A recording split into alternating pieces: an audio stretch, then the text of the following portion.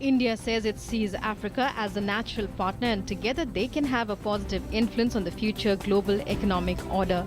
Trade ministers and officials from 37 African countries met in New Delhi ahead of the 3rd India-Africa Forum Summit on the 29th of October.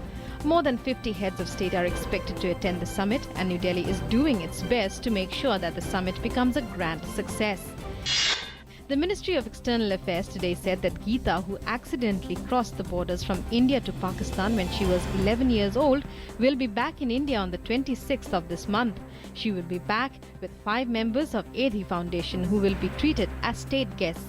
MEA spokesperson Vikas Swarup said that a DNA test will be done to establish conclusive proof of relation with the family Geeta has identified.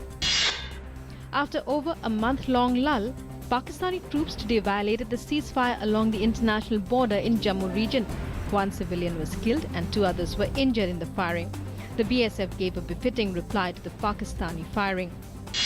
The country's top literary body, the Sahitya Academy, has condemned the killing of Kannada writer M.M. Kalburgi, who was gunned down by unidentified persons in Dharwad. After the Sahitya Academy emergency meeting in New Delhi, executive member of the Academy, Dr. Krishnaswamy Nachimuthu, said that the Academy had decided to ask writers who have returned awards to take them back and people who have resigned to join again. Union Home Minister Rajnath Singh today cautioned leaders of the ruling party, especially ministers, to exercise restraint while making comments about sensitive issues. Responding to the recent controversy on statements of Union Ministers Kiren Rijiju and VK Singh, the Home Minister said that we cannot get away by saying that statement was misinterpreted and that we need to be careful while putting forth our views. A Delhi court on Friday postponed the sentencing of an Uber driver convicted of raping a young female passenger in the National Capital Region last year. The arguments over the quantum of punishment and the final sentencing have been postponed to the 3rd of November. Yadav was tried by one of the fast-track courts introduced in 2013. 4 people, including an HDFC Bank employee, have been arrested on alleged money laundering charges in the 6,000 crore rupees remittances case of a Bank of Baroda branch. They were today remanded to 2 weeks judicial custody by a Delhi court. The ED had arrested the 4 accused on October 13th while terming it a case of trade-based money laundering, where the accused traders allegedly evaded custom duties and taxes to generate slush funds. Over 50,000 metric tons of pulses have been seized so far under de-hoarding operations by various state governments after prodding from the centre. Prices have started showing declining trends in wholesale markets. Finance Minister Arun Jaitley continues to monitor the situation personally.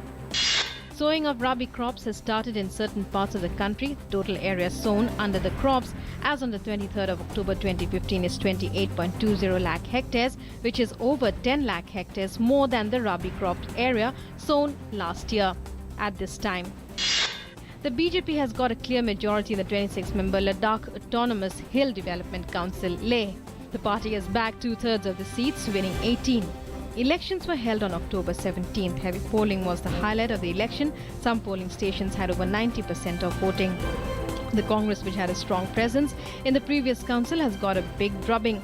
Prime Minister Narendra Modi has expressed delight at his party's stellar performance in the elections and has congratulated BJP workers for the huge victory. Pakistan must take action against all militant groups without discrimination. This was stated by the US soon after President Barack Obama held wide-ranging talks with Prime Minister of Pakistan Nawaz Sharif. Sharif, however, apprised Obama about Pakistan's resolve to take effective action against UN-designated terrorist individuals and entities as per UN Security Council resolutions. China's capital will now be directly connected to India's business capital, with Air China launching its direct Beijing-Mumbai flights from Sunday. Air China's first Airbus A330-300 flight from Beijing to Mumbai will arrive at 1 a.m. on Sunday, and the first departure from Mumbai to Beijing will be at 2:30 a.m. the same day. The flights in this sector will operate 4 times a week from the new Terminal 2 of Chhatrapati Shivaji International Airport. The United States, Russia, Turkey and Saudi Arabia met on Friday in Vienna to explore a political solution to Syrian civil war, despite the basic US-Russian disagreement over Syrian President Bashar al-Assad's fate. US Secretary of State John Kerry, Russian Foreign Minister Sergei Lavrov, Saudi Arabia's Foreign Minister Adel al-Jubeir and Turkish Foreign Minister Feridun Sinirlioglu held 4-way talks on the ongoing conflict in Syria. On Vijay Dashami Day, thousands of children entered the world of learning in Kerala as they scribbled their first letters as part of Vidyarambham, a time-honoured ritual that cuts across lines of religion, caste and culture. Vijay Dashami, which marks the culmination of the 9-day Navratri festival, is considered an auspicious occasion for children being introduced to learning in the state, which boasts of the highest literacy rate in the country. In badminton, Saina Nehwal will be seen in action in the quarterfinals of the French Open Super Series badminton tournament in Paris today. She will take on 8th seed Ratchanok Intanon of Thailand. Earlier, Saina beat Minatsu Mitani of Japan in straight sets 21-19, 21-16 to enter the quarterfinals of the tournament.